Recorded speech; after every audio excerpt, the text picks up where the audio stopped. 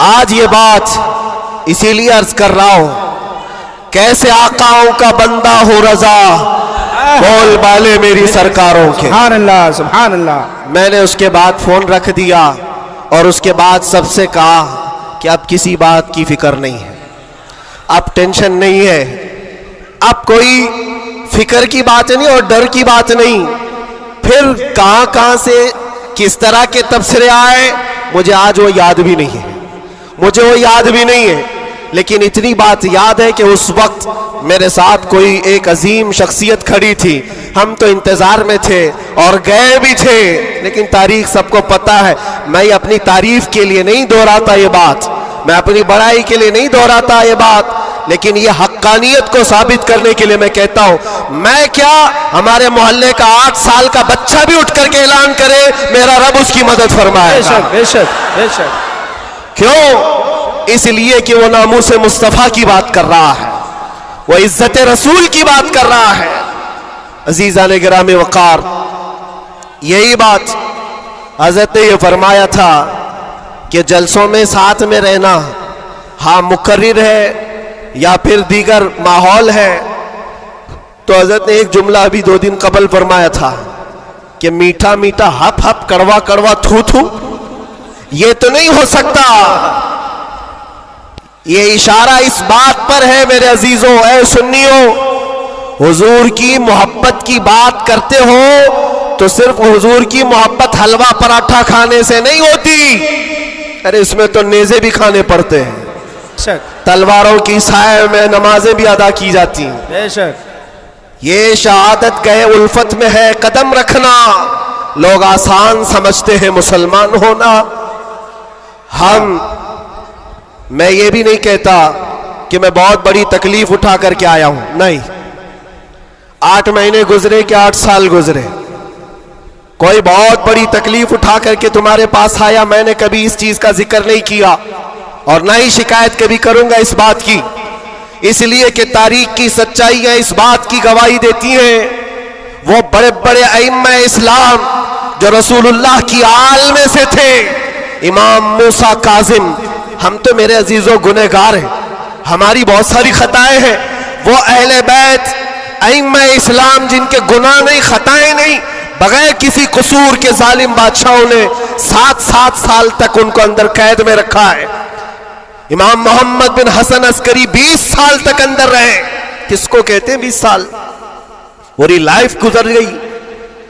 امام موسیٰ کاظم 7 سال کے بعد اندر زہر دے کر کے مارا گیا اور وہیں سے جیل سے جنازہ بھی نکلا۔ ان کی قربانیوں پر ہم کہاں لگتے ہیں؟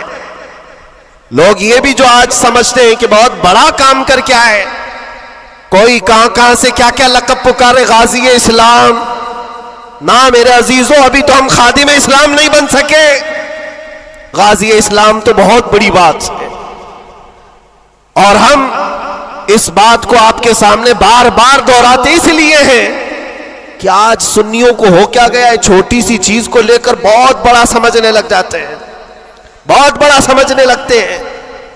یہ ابتدائے عشق ہے، آگے دیکھو ہوتا ہے کیا کیا، ستاروں سے آگے جہاں اور بھی ہے۔ تمہاری ابھی آزمائش آئی کہاں؟ ہمیں ابھی آزمایا کہاں گیا ہے؟ قرآن تو یہ کہتا ہے کہ ام حسبتم ان تدخلوا الجنة ولما يأتكم مثل الذين خلوا من قبلكم مستهم البأساء والضراء وزلزلوا حتى يقول الرسول والذين آمنوا معه متى نصر الله ألا إن نصر الله قريب۔ رب تعالیٰ فرماتا ہے کیا تم یہ سوچ کر بیٹھے ہو کہ تم سیدھے جنت میں چلے جاؤ گے اور تم کو ویسی تکلیفیں نہیں آئیں گی جیسے پہلے والوں کو آئی تھی؟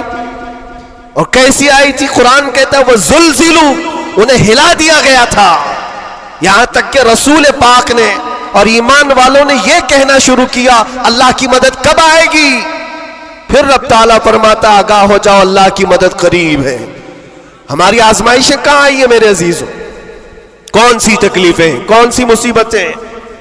علماء اسلام کو آج اللہ تبارک و تعالیٰ نے ٹھاٹ باٹ سے رکھا ہے، ہر طرح کی سہولیات تمہیں آج ملی ہوئی ہیں، کون سی نعمت کی کمی مولا نے دی ہے؟ ہر چیز तुम कदम बाहर निकालो कि सारी सहूलियात तुम्हारा इस्तेमाल कर रही है। हम यहाँ एसी में दिन रात गुजारने वाले हैं, कालीनों पर सजदे करने वाले हैं और मुर्ग मुसल्लम हर दिन खाने वाले हैं।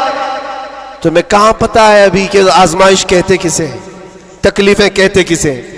मैंने तो सिर्फ एक चख करके देखा है 8 महीने में, फिर अंदाजा हुआ, चखा है बस, चख करके आए कि 8 महीने पत्थरों पर उन्होंने सुलाया था तो लगता कैसे है, कैसे लगता है।